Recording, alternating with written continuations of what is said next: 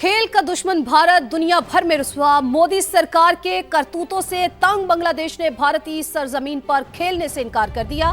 T20 world cup के लिए अपनी टीम भारत ना भेजने का ऐलान कर दिया। मोदी सरकार की इंतहा पसंदी खुद भारत के गले पड़ गई। पाकिस्तान क्रिकेट के खिलाफ साजिशें रचाने वाला भारत खुद दुनिया क्रिकेट के लिए सिक्योरिटी रिस्क बन गया।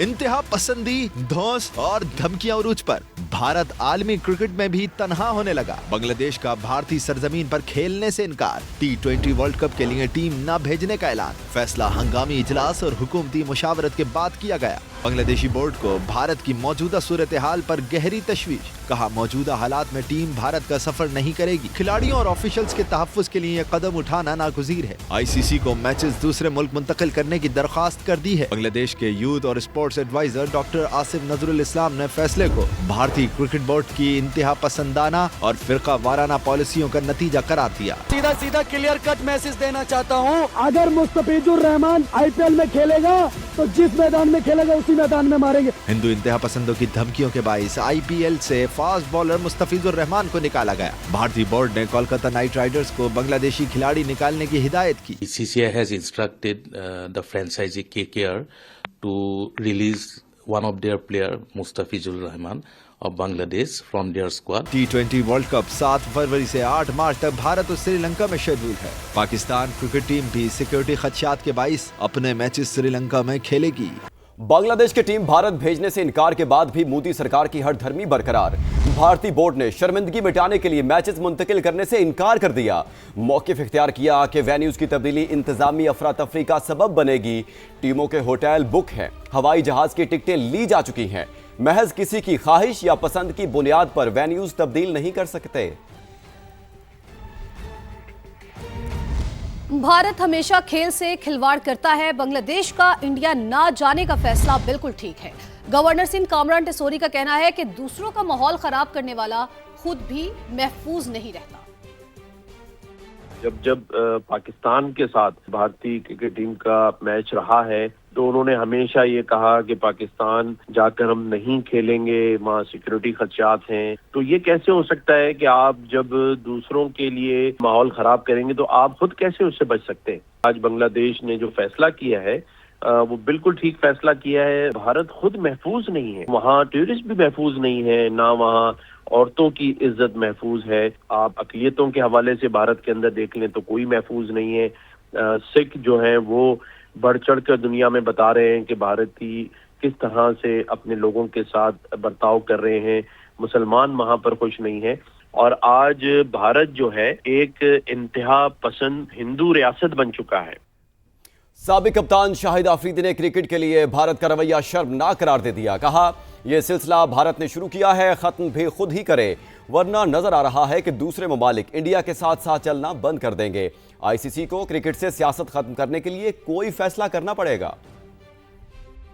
एम्बैरेसमेंट है क्रिकेट वर्ल्ड के लिए। सफर इन्होंने शुरू किया है, खत्म यही करेंगे, वरना दूसरे लोग इनके साथ चलना खत्म कर देंगे, जो कि नजर आ रहा है। जैसे बांग्लादेश ने जो डिसीजन लिया है जायज लिया है, बनता भी है। मोदी जो है वो काफी एम्बैरेसमेंट बन चुके हैं पास्ट में भी और अभी भी बन रहे हैं। क्रिकेट में पैसा उनकी वजह से नो डाउट आता है, पैसे की ताकत पे चल रहे हैं वो लोग। लेकिन आई थिंक कि दूसरे जो कंट्रीज हैं उनको अब डिसीजन एक प्रॉपर लेना चाहिए। जितनी क्रिकेटिंग नेशन है, कुछ अच्छी सोच वाले, पॉजिटिव सोच वाले लोग बैठे। ICC सिर्फ जो है वो इंडियन क्रिकेट काउंसिल नहीं है, इंटरनेशनल क्रिकेट काउंसिल है वो। पूरी ICC जो है वो इसके अंदर इन्वॉल्व होना बहुत जरूरी है और इसमें जो सिर्फ एक तरफ के इंडिया की तरफ झुकाव ज्यादा है, उस चीज को खत्म करना चाहिए। अगर ये लोग जो है क्रिकेट को पाक रखना चाहते हैं सियासत से, इनको बैठना पड़ेगा और ICC को डिसीजन लेना पड़ेगा। और साबिक कप्तान मोइन खान की बांग्लादेश के मैचेस दुबई मुंतकिल करने की तजवीज। कहा, भारत अपनी पॉलिसी से एक दिन तन्हा रह जाएगा। ICC के अरकान को चाहिए मुदाखलत करके क्रिकेट में भारतीय अजारादारी खत्म करें।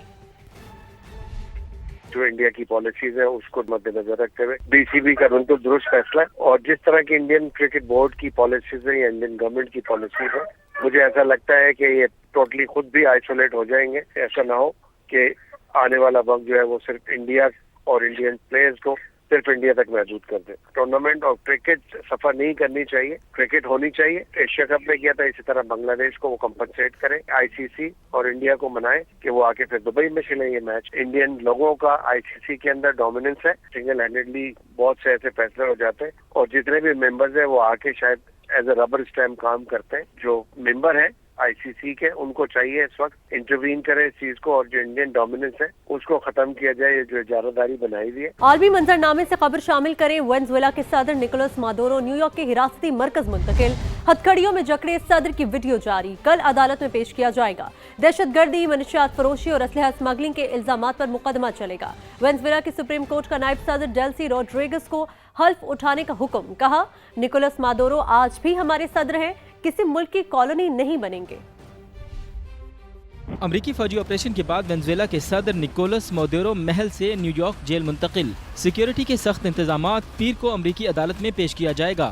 امریکی حکام نے نیو یارک کے میٹروپولیٹن حراستی مرکز منتقلی کی ویڈیو جاری کی ہے, جس میں انہیں ہتھکڑیوں میں جکڑے اور سیکیورٹی اہلکاروں سے گپ شپ لگاتے دکھایا گیا ہے. نکولس مادورو پر دہشت گردی, منشیات فروشی اور اسلحہ اسمگلنگ کے سنگین الزامات عائد ہیں. وینزویلا کی سپریم کورٹ نے نائب صدر ڈیلسی روڈریگز کو عبوری طور پر ملک کی سربراہی سنبھالنے کا حکم دیا. ججز نے صدر مادورو کو مستقل طور پر عہدے سے غیر حاضر قرار دینے سے گریز کیا. صدر ٹرمپ کا دعویٰ ہے روڈریگز نے حلف امریکی رضامندی سے اٹھایا. نائب صدر ڈیلسی روڈریگز نے ڈونلڈ ٹرمپ کے دعوے کی تردید کر دی.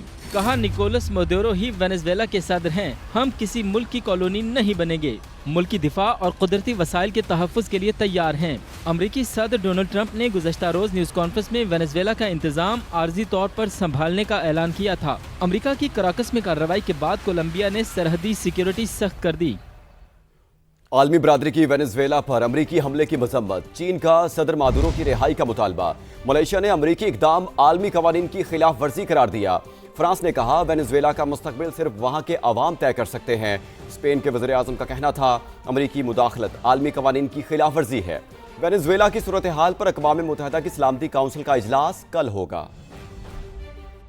وینزویلا میں فوجی کارروائی پر عالمی برادری کا رد عمل. چین نے امریکہ سے صدر مادورو کی رہائی کا مطالبہ کر دیا. چینی وزارت خارجہ نے بیان میں کہا, ٹرمپ انتظامیہ نے جنوبی امریکہ کے امن کو خطرے میں ڈال دیا ہے. فرانس نے کہا, وینزویلا کا مستقبل صرف وہاں کے عوام طے کر سکتے ہیں. اسپین کے وزیر اعظم کا کہنا تھا, وہ امریکی مداخلت کو تسلیم نہیں کریں گے, یہ عالمی قوانین کے خلاف ہے. امریکہ کی سابق نائب صدر کاملا ہیرس نے وینزویلا پر امریکی حملے کی مذمت کی. کہتی ہیں, ٹرمپ کے اقدامات سے امریکہ نہ محفوظ ہوا, نہ مضبوط اور نہ ہی سستا. ایرانی وزیر خارجہ کا وینزویلا کے ہم منصب کے ساتھ ٹیلی فونک رابطہ.